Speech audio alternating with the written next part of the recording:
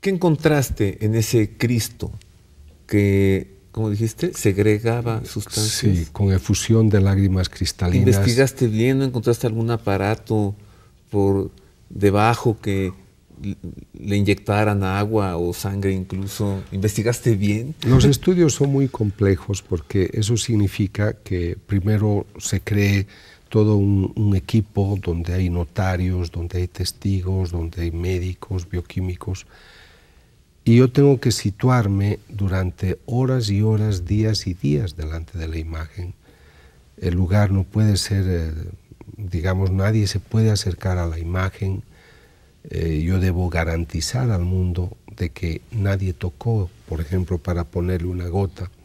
Entonces, primero se trabaja en lo externo y después de estar tal vez unos 10 días seguidos en épocas distintas, pero muchas horas, es que yo vi lo que llamamos el brote, o sea, el momento en el cual de esa estatua de yeso brota la sustancia rojiza. O sea, el hecho de ver el brote para el investigador es importante, porque no está presente la propietaria, que yo pienso es la que tiene poderes mentales, y esto hemos estudiado 13 veces en laboratorios grandes, mundiales. Son 18 años que hemos investigado esa imagen hasta hace poco, y todos los 3 estudios han confirmado que es sangre humana, lágrimas humanas, ADN humano, glóbulos rojos, glóbulos blancos.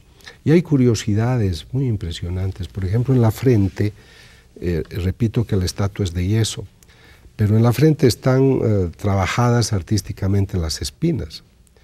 Entonces, toda la cara está cubierta de sangre, pero en el único lugar donde aparecen costras es en la frente. Entonces, yo tomo una de las costras y con el abogado que me ayudaba mandamos a Australia, porque él era australiano.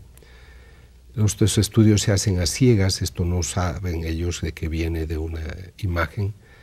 Y debajo de la estatua, de la costra, encuentran tejido humano, piel humana, pero está, esto lo dice el médico patólogo, dice en este momento, y tenemos las imágenes, un objeto punzante ha atravesado este tejido creando esta lesión. Entonces tú ves parte de tejido sano y parte de tejido lastimado. Entonces, tu ciencia te dice, estas son lágrimas, esta es sangre, hay ADN, te reporta el tipo de sangre, si hay glóbulos blancos y más información te reporta tu ciencia. Y de un acontecimiento como este, una imagen de yeso que arroje lágrimas y sangre, tu fe, Ricardo, ¿qué te dice?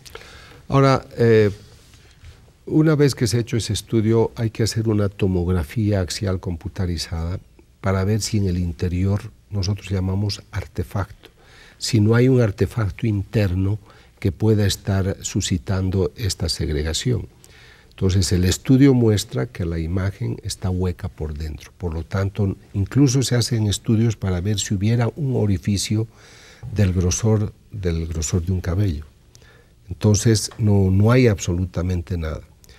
Y es ahí donde tú estás y yo me empecé a plantear de que eso no era un caso parapsicológico, porque además la imagen sangraba cuando no habían personas. Ha exudado esta imagen que hoy la conocen como el Cristo de las Lágrimas de San Pedro, porque está en la parroquia de San Pedro, en Cochabamba, Bolivia.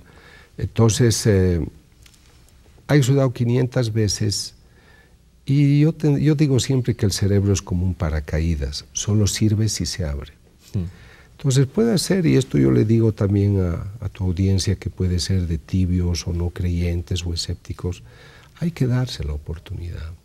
Porque si yo me cerraba y decía, no, esto, yo he tenido la prueba científica, yo me he perdido esa bienaventuranza que dice, bienaventurado el que cree sin ver, porque yo he creído viendo, tocando y midiendo.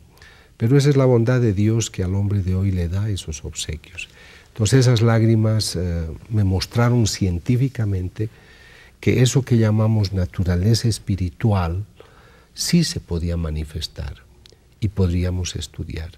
Entonces, evidentemente, esta investigación es la que me abre la puerta para que yo pueda ir a Buenos Aires 4 años más tarde a estudiar las 2 hostias que sangraron allá. ¿En qué año ocurrió el probable milagro eucarístico de Buenos Aires, Argentina, cuando 2 hostias sangran? ¿Cuándo? Técnicamente el científico nunca habla de milagro, porque el milagro ya es una, digamos, constatación de que la autoridad de la Iglesia declara de que esto no es de origen humano, no se explica naturalmente, no es fenómeno parapsicológico y no viene del diablo. Esto es algo importante. Sí, la Oficina de la Doctrina para la Fe pone esas tres condiciones a los obispos. La autoridad para reconocer el caso no es el Vaticano, es el obispo, arzobispo del lugar.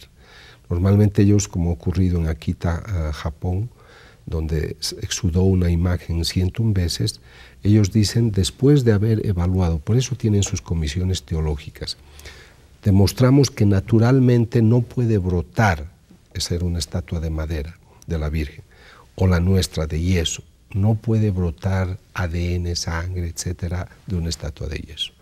Segundo lugar, se han hecho los estudios pertinentes a los propietarios, son sanos de mente, no hay manipulación ninguna, no se ha conocido ninguna otra manifestación poderosa. O sea, estas gentes tenían 44 años, sobre todo la propietaria. Si ella hubiera tenido ciertos dones especiales, se habrían conocido. Pero también los frutos son importantes porque la gente cambia de vida. Entonces ahí cuando dicen, los frutos son tan importantes que creemos que esto no viene del demonio. Ahora, yo he estudiado otras... Los frutos de conversión. Conversión, sanación, reconciliación, comuniones.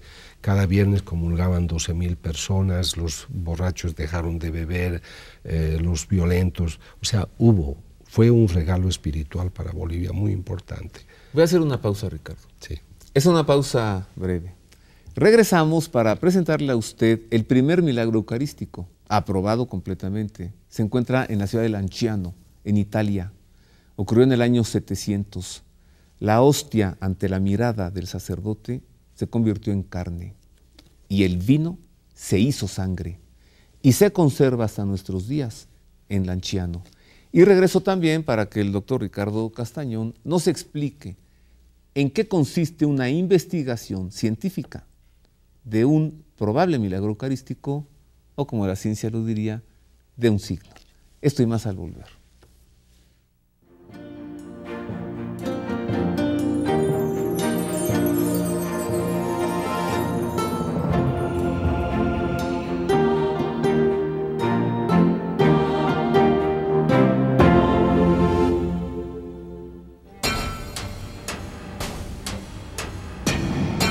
Universidad Pontificia de México. Fundada en 1553, es la Universidad del Papa y de los Obispos de México. Licenciaturas en Teología, Filosofía, Derecho Canónico, Derecho Civil y Ciencias Religiosas. Diplomados en Espiritualidad y Mística, Teología, Filosofía, Latín, Hebreo, Griego, Antiguo y Nuevo Testamento, Liturgia y Religiones del Mundo. Taller para grupos litúrgico-musicales. Informes en www.pontificia.edu.mx o al 5573 0600.